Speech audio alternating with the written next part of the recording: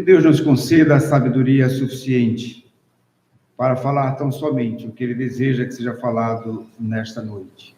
Para tanto, suplico sempre que Ele nos dê a iluminação necessária a quem fala e a quem ouve para as possíveis limitações desta noite. E assim possamos adentrar o santuário da Sua palavra, que esta Sagrada Escritura sirva de alimento para a nossa alma. Para introduzir o tema, o impacto da ressurreição de Cristo, devemos lembrar que daqui a um mês, um pouco mais, boa parte do Ocidente estará celebrando o Natal. Qual o significado disto? E já não é só o Ocidente, já temos o Médio Oriente, parte do Oriente, boa parte do mundo. Não sei bem todas as razões e nem devo julgá-las, mas certamente boa parte do mundo vai celebrar, até já começaram a celebrar o Natal. Qual o significado disto?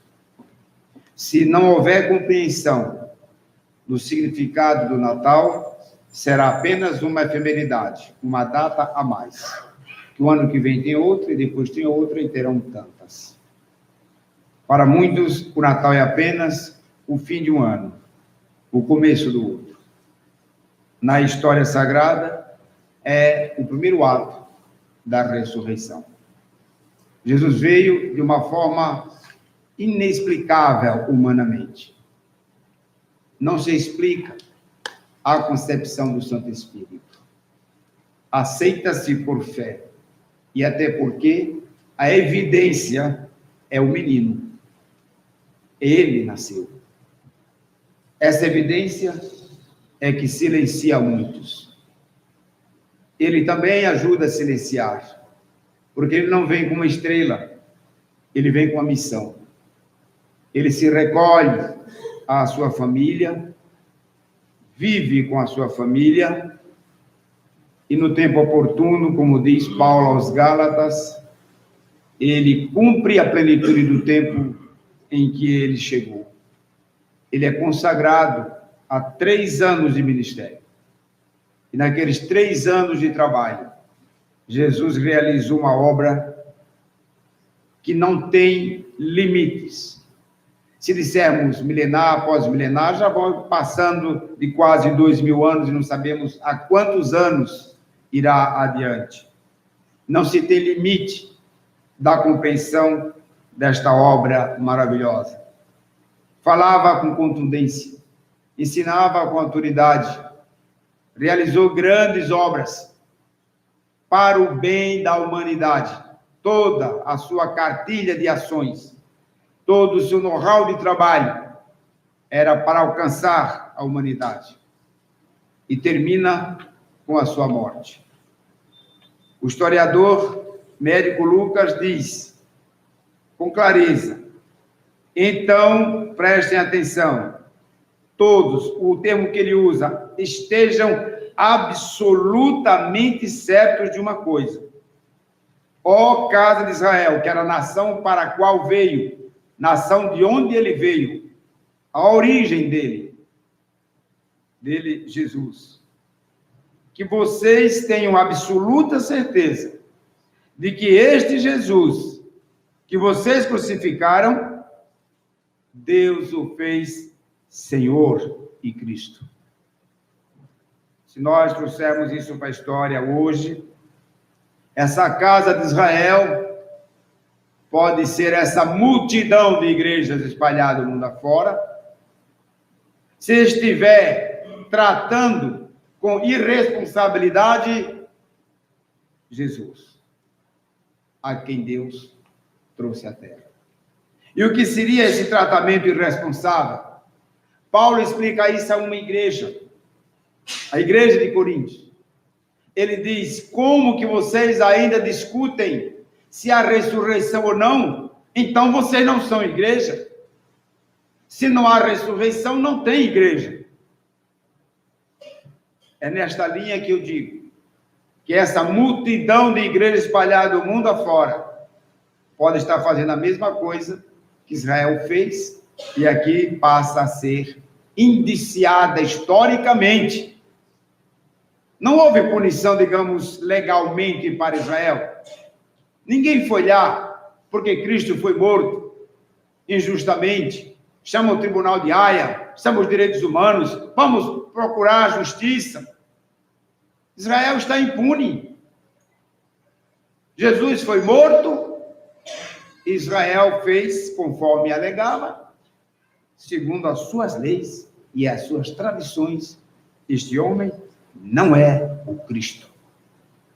Por isso ele diz: e vocês crucificaram. A história não absolveu Israel. E vocês crucificaram. A história não absolverá nenhuma igreja que aborte esta mensagem.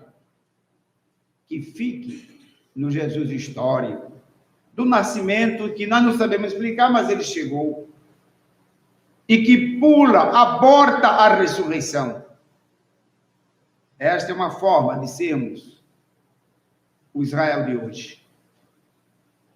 Com esta introdução, vamos abordar, então, que esse contexto histórico nos leva a mergulhar neste fato, a conhecer de perto. E a maneira que elegi esta noite é procurar saber o impacto dessa ressurreição para ser estes os elementos de contundência, de argumentação para uma sociedade do conhecimento que ainda não conhece esse fato. Por isso, um texto histórico. Historicamente, quando ele faz essa advertência, ele vem e esclarece: ouvindo eles, os que estavam naquele ambiente, todas estas coisas, compungiu-se-lhes o coração e perguntaram aos demais apóstolos: e o que é que vamos fazer? Se nós somos testemunhas deste fato, se ele disse: tenham absoluta certeza que o Jesus que vocês crucificaram é Senhor, ele diz: e o que vamos fazer? Se todo o cristianismo fizesse essa pergunta, se toda a igreja fizesse essa pergunta, se nessa data de 302 anos de pensamento reformado, essa questão fosse levantada: o que estamos fazendo com a ressurreição?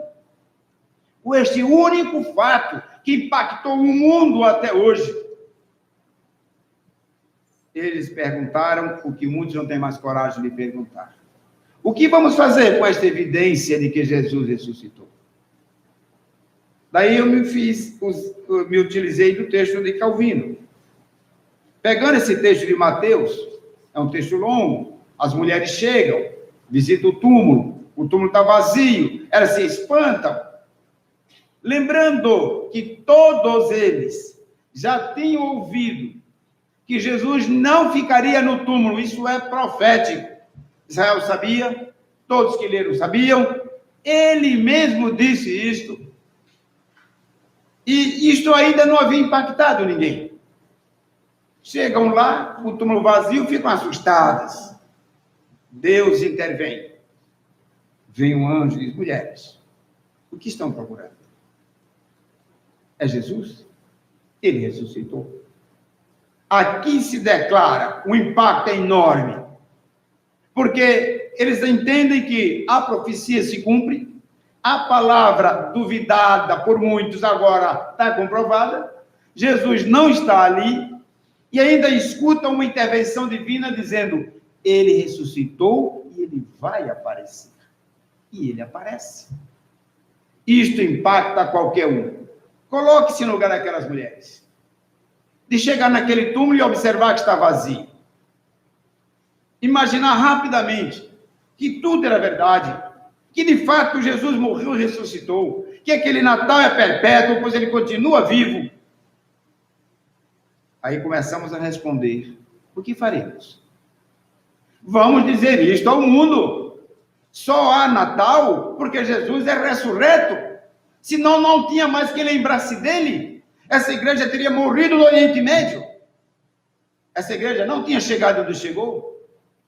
Paulo adverte isso aos coríntios: se vocês insistirem nessa tese de que é o Jesus histórico, que é o grande pregador, que é mais um profeta, vocês não são um povo santo escolhido para esta atividade.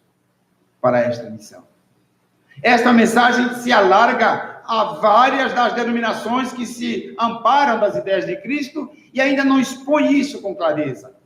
Sem a ressurreição, dizia Paulo, somos tão miseráveis como são todos pecadores. Não há outro entendimento. O que faremos? Diga isto ao mundo. Sem ressurreição, não tem Natal. Com esta evidência claríssima aqui. Ele mesmo é quem diz. Agora digam a todos, eu ressuscitei.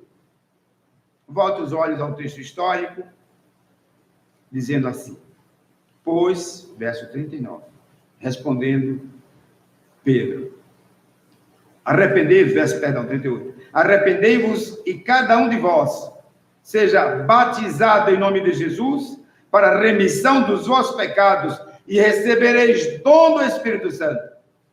Ali estava o selo visível da igreja, que Calvino e os demais reformadores vão entender o que é a igreja visível e o que é a igreja invisível. Há muitos que não passaram pelo batismo, estão dentro desse rebanho do Senhor, porque entendem o que é um Cristo ressurreto, que é caminhando para o terceiro argumento. Mas ainda insistindo nesta confirmação, aqueles que de fato entendem que Jesus ressuscitou, ele diz, arrependam-se. O que farei? Cristo ressuscitou. E o que mais? Arrependam-se. Essa é a mensagem que João Batista espalhou aos 4 cantos daquele mundo que ele vivia. Arrependam-se, cada um de vós seja batizado em nome de Jesus, pois para vós outros é a promessa para vossos filhos e para todos que ainda andam longe, e para isto que o Senhor Jesus Cristo nos chamou. Foi o que dissemos aqui ao batismo. Foi o que esta noite nos proporcionou de forma prática. Famílias que se rendem aos pés dele pelo arrependimento. Não temos como entender. Este é um dos maiores impactos.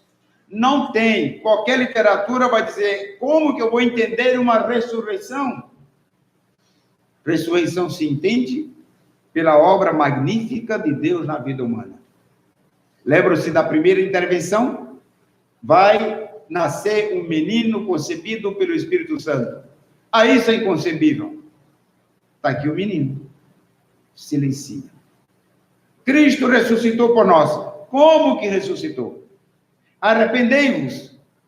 Está aqui. Os meninos, as meninas arrependidas, que têm compromisso de vida mudada. Porque essa ressurreição lhes tomou de dentro para fora. Lhes fez novas criaturas. Tem como enfrentar essa evidência? No mês de outubro, nos estudos da quarta-feira, que nós ministramos aqui, discutindo exatamente a temática, fortalecimento da fé para uma vida saudável. Um dos estudos que estavam apresentando, trouxemos auxílio de um vídeo, de uma família de Minas, uma família de pessoas que mal sabiam juntar 2 palavras para ler a Bíblia.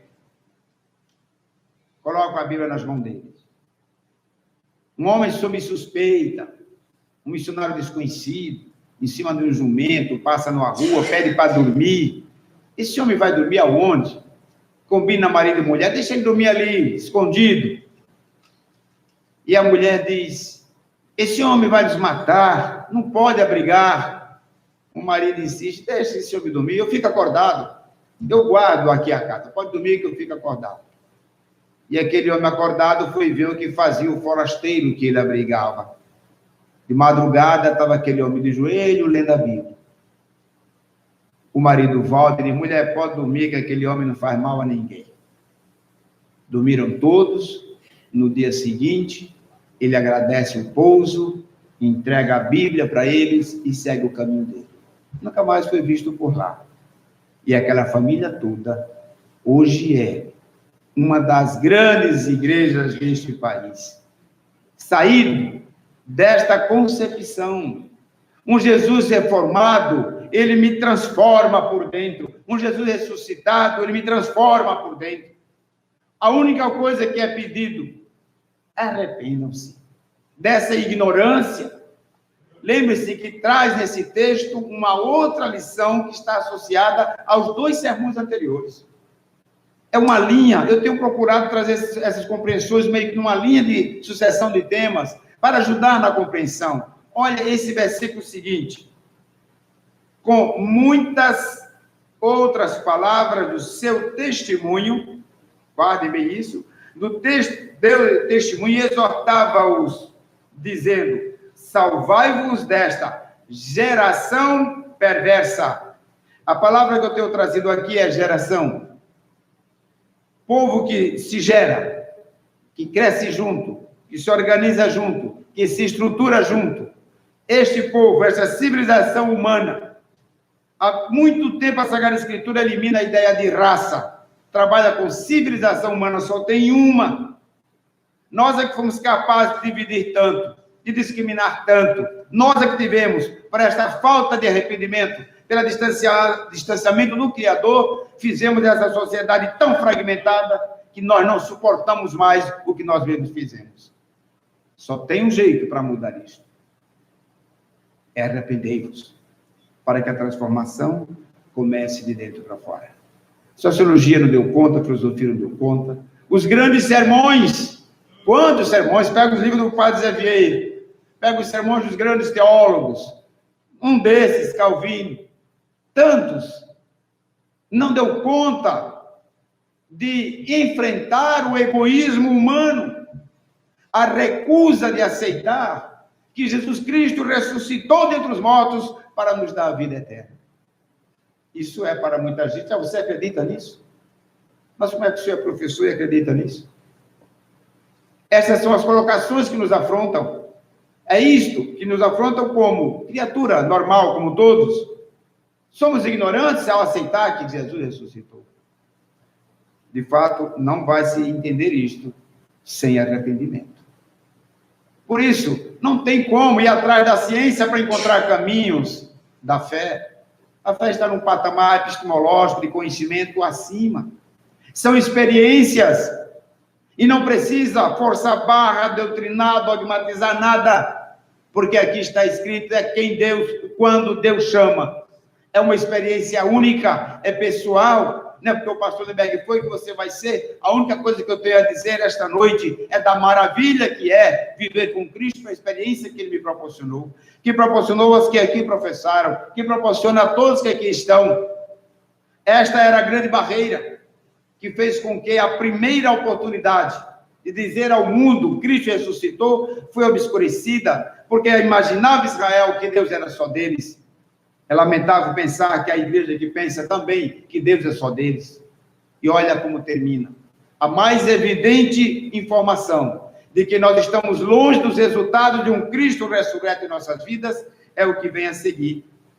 Esta geração perversa que nós nos referimos, que em muitos lugares se confundem com os cristãos que matam e que morrem, os cristãos não pacifistas, esta confusão que ainda não nos permitiu enxergar que a compreensão de um Cristo ressurreto me dá a certeza de que o maior obstáculo à humanidade, que é a morte, foi vencido. Segue o último verso. Então, os que lhe aceitaram a palavra foram batizados, havendo um acréscimo naquele dia de quase 3.000 pessoas. Volta os olhos para aceitaram a palavra. Palavra aqui está na mesma narrativa de João. Primeiro capítulo de João, quando ele adverte, o verbo, a palavra se fez carne, aquilo que não era, tornou a ser. O Cristo do túmulo, aquele que mataram, ele ressuscita e ele passa a ser a palavra da vida eterna. Só temos isso para dizer ao mundo. Nada mais. Não tem como confundir o papel da igreja. Confunde quem tem outros interesses. Confunde quem tem interesses mesquinhos, que sabe que a sede da criatura é tão grande que lhe oferece água impura, que se torna senhores das fontes, que ilude as pessoas. É lamentável. E a igreja não pode silenciar. Geração perversa, que confunde dizendo-se de Deus. Que Deus conceda este entendimento de que o maior impacto que essa sociedade pode ter é a compreensão de que não morre mais, porque Cristo ressuscitou. E todo e qualquer engodo de dizer que vão proteger nossa vida, não há verdades disto. Só um protege a vida, o Senhor da vida. Que cada um de nós guardemos isso em nossos corações. E saímos daqui com esse desafio, testemunhar isto. Por que testemunhar? Porque eu disse, acabei de ver isto e dizer isto. É uma experiência pessoal. É cada um. Imagine se todo mundo precisasse de um pastor para dizer isso, de um sacerdote para falar isso. Esta foi, definindo como uma das grandes contribuições da reforma, um maior entendimento. Para a arte da pregação, todos são sacerdotes. Em 517, Lutero, quando afixava as teses, já abria discussão. Todos nós somos sacerdotes para dizer e viver e testemunhar. Cristo morreu por mim. Este é o desafio para esta igreja, para todos que quiserem entender e viver debaixo de uma vitória como esta. Somente em Cristo é que passamos a ser um. E aí eu concluo dizendo, está aí uma evidência para que a gente comece a ter entendimento de que evangelho é esse que nós pregamos. Evangelho que divide, que não acolhe, que não abraça, que não cuida. Que evangelho é esse? Foram atrás de Jesus para confundi-lo. Senhor, aquele não é dos nossos. Senhor, aquele não. Esse é imundo, aquele não serve. Jesus Cristo disse apenas assim, vinde como estás. Nele somos uma igreja. Nele somos um rebanho. Nele somos um reino. Eis a prova que, na medida em que denuncia, me preocupa. Que igreja é essa tão desunida? Que igreja é essa que cada um é senhora de si? Que o outro não serve, que o outro não presta? Está aberto o sinalizador há muito tempo. Em Cristo ressurreto, somos um. Disse Jesus, ide, diga a meus irmãos que eu ressuscitei. Digamos todos nós. Se acredita que Cristo ressuscitou, arrependa de seus pecados. Você é meu irmão. Que Deus coloque isso em nossos lábios. Poderemos ter um Brasil melhor, uma sociedade melhor, se entendermos que quem nos faz melhor é Deus, pela obra da ressurreição em Cristo Jesus. Amém. Amém.